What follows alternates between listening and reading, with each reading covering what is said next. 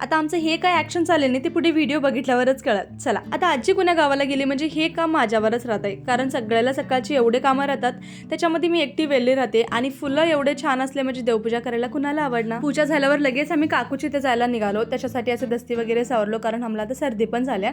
असो तिथे गेल्यावर चाय पण पिलो आणि त्यांनी खायला दिलेलं फराळ आम्ही घराकडेच घेऊन आलो. आणि घरला आल्यावर तिनंच केलेलं एवढं पसारा स्वतःच लावत होती. असो आता पप्पा आणि पप्पाची गाडी एका जागी दिसले म्हणजे आमचं नुसतं चला दुकानला जाऊन बिस्किट आणून असं काही चाललंय. त्याच्यानंतर आई पप्पा आज भालकीला चालत, कारण थोडीशी शॉपिंग करायची होते म्हणून तरी निघून गेले. आता मी पुढच्या पार्टसाठी असं काहीतरी व्हिडिओ शूट करायला आणि माझं बघून स्वीटी हे सगळं नाटक करत बसलती, जे की बघायला एवढं भारी वाटलं होतं. पण इकडे आजच्याला 2 दिवस झाला मी चाय पिनी. आता चाय पिना ते डोकं दुखलेलं की चप्पल नाही ते घर भरून फिरून डोकं दुखलेलं, मला काय समजणार झालंय. चला आता चाय पिल्यावर तर डोकं कम होईल म्हणून मी लगेच किचन मध्ये गेले.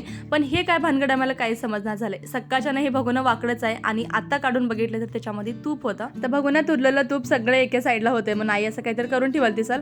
असं होतं चाय प्यायचं म्हणजे मला चायपत्ती सुद्धा भेटणार झाली. फायनली मला दूधच करून पिवावं लागलं. त्याच्यानंतर माझं बेड आणि सोफा सगळं क्लीन करून मस्त मी आराम केले. चला भेटूत पुढच्या ब्लॉग मध्ये. बाय.